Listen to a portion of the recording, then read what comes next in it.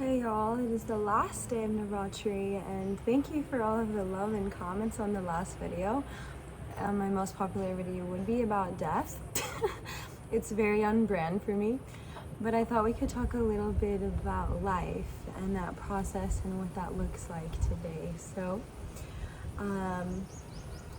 oddly, my twin sister had a baby last night, and I was talking at the same time to somebody else about my ancestors, and so literally the little tab at the top of my phone popped up and it was a picture of a baby. And so I've been really thinking about this circle of life and the original ashrams, or the original kind of where you would come to these schools of yoga. They were designed to sort of teach you in these stages like how to do life. So it was like you take them when they're really young, and then sort of the next schooling is like how to be sort of independent, and then the next one's more about how to be in relationships and so on and so forth. And I like to stray away from there having to be sort of heteronormative relationships. I really believe everyone has a feminine and a masculine energy, and how they form and how they get together is important. But this was interesting to me. We learned about karma yogi, which is the yoga of an action-based yoga in a way, but to always do the right thing just because for the love of it. And so one of the ways to sort of be in a higher states of this karma yogi is in relational living or partnership.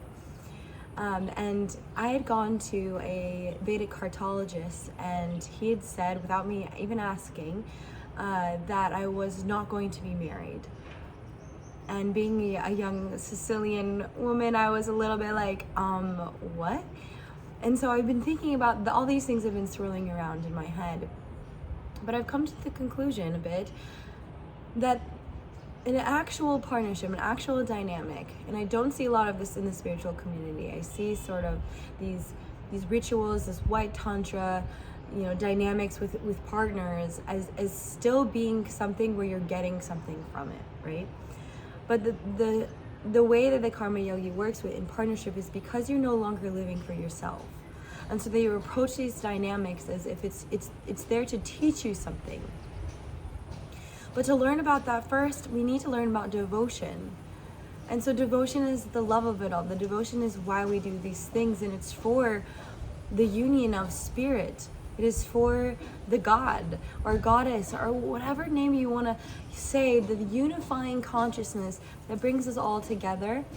That has got to be in your heart. So that way when you approach a dynamic of partnership, even a friendship, business relationships, the people you meet on the street, we can't really actually exercise good karma, let's call it good karma, because here we are in this polarity of the universe.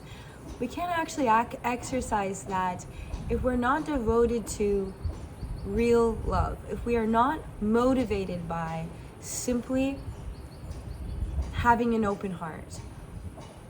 And let me look at my notes real quick because I was just writing right before this. That's right, I wanted to talk about the word sin.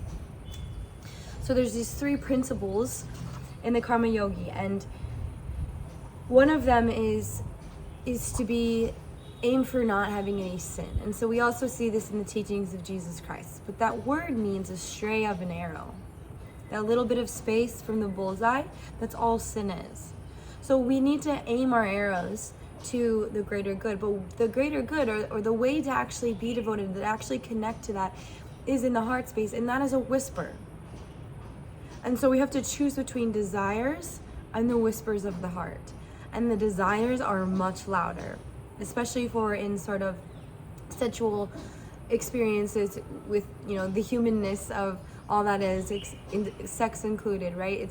That's a very loud voice. But to be selfless in a dynamic, you have to have a sense of unattachment. That's the only way to actually have unconditional love. But again, we practice first with the devotion of the heart. So there's many yogas for that. There's bhakti yoga, where you're singing and you're doing mantras and you're doing pujas. Really, all of them take you to this state of union. But I also don't want to say like sin, the word sin, especially in the West, has this connotation of a negativity.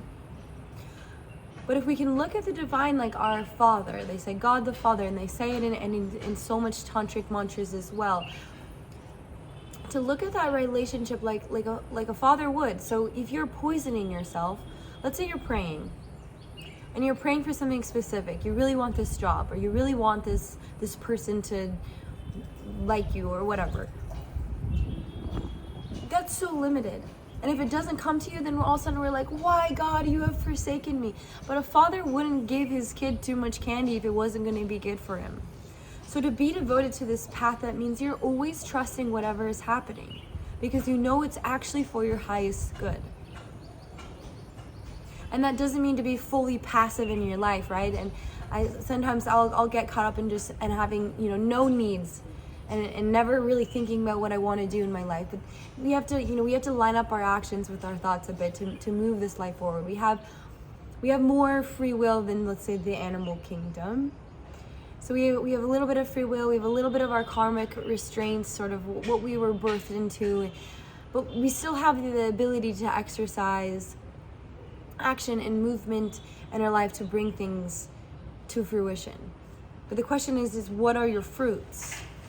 Because if your roots aren't in the devotional practice of being in love with God, then your flowers, or they might not ever come up. That kundalini might not ever rise. And so, to me, the best way to practice being in this energy of feeling truly loved is that trust and surrender, which is really easier to say than to do. But if we want to practice partnership, we're all so programmed to not want to be alone. Like, that makes absolute sense. You got to feel not alone when you're just by yourself, because you're not alone. And the act of getting together with a person in an intimate way is just a minuscule, tiny reflection of what it could feel like to be in the union states with consciousness. So too is tripping out on psychedelics. That is a tiny bit of what you can feel. And I like to practice it in more of an embodied way. And so I can speak from experience that when you move the energy up to the heart space from the sacral is where we reproduce, right? That's where we create life from. When you can take that energy higher into the heart, into the anahata chakra, your whole body and beyond is radiating that orgasm energy, or the eros energy. And that is a reflection of the divinity. Our cells are constantly reproducing and creating life. Everything is making love to itself, if you think about it. So I don't want to be creepy bringing in like mother-father energy, right? But essentially the positive and the negative ions in your physicality get so lit up in your body that you can't do anything but sit in meditation because it feels so good. That's the weird secret. We do all these movement practices to get us to sit still because there's bliss to be found there. You will be so radiant, so lit up. Sometimes I just can't even help it. I just start giggling like you would if you were being flirting, right? But it's just me and God. And I'm like, ooh, damn, G, like that feels good. And there's just so much distortion, I think, out in the way that, the tantras are taught. These are rituals. The thing that makes you move and dance can be God in your body.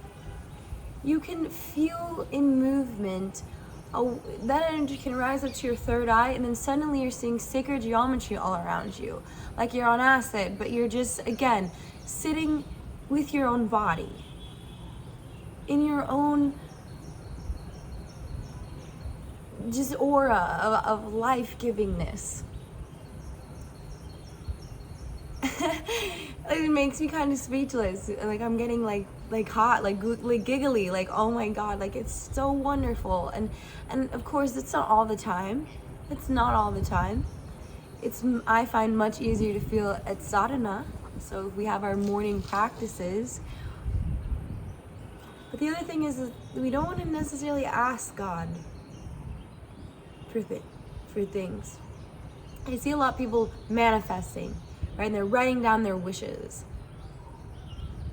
But if God has so much more awareness than us, wouldn't it be sort of limiting to say, I want this house in this place, in this partner, in this job? Because God knows exactly what's for you, and God loves you so much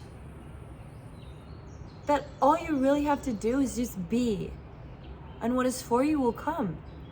And so we shoot that arrow into our own heart. We blast ourselves with the love of God or the goddess. And there's many examples that we can connect to. But God has no face.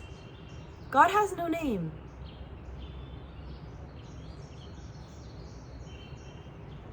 Right? But God can absolutely be felt. And so the kundalini is a yoga of experience. It's not a religion. The Hindus practice it, the Buddhists practice it, the Christian mystics practice it. But it's not affiliated with one thing, one name, one way, one path. Because God is much bigger than the way that the human tries to put it in a box and put it in one book or a couple books. Those are all beautiful divine reflections, but it's probably pretty obvious that I really love knowledge. I love to know stuff. I love wisdom and wisdom teaching. So it's like I just like to fill up with all of this. But what keeps me going is when the mind is empty and the body is full of the spirit. When the chakras are lit up and I am in the I am presence. And just thinking about it now, it's tears of joy. It's tears of absolute joy because it's a physical relationship that you'll start to cultivate. And I think that's worth sharing because it seems like we're working with all these invisible forces. But Kundalini is a yoga of experience. You can't really take my word for it. It won't sit. One of our teachers today was saying, somebody asked, how are we supposed to remember all these kriyas? How are we supposed to continue doing this? It's so much information. And her answer was, don't write anything down. Don't write anything down. Get out of your mind. You start with one kriya. You start with one breath practice, and you master that. Because it has to be felt. God is in your body. Do you remember her?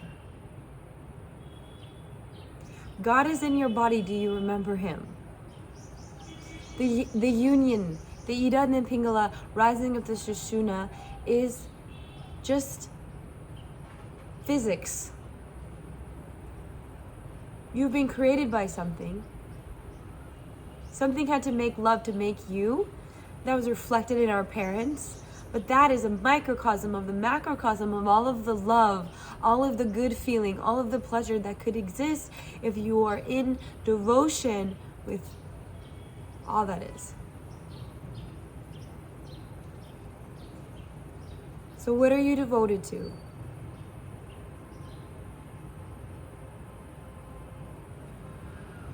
Because if we can anchor in knowing that there is a source of all that loves you and protects you and wants the best for you, no matter the dynamics that were learned from our earthly parents, and bless them, whatever your circumstance was, your spirit signed up for that, even if it was awful, especially if it was awful.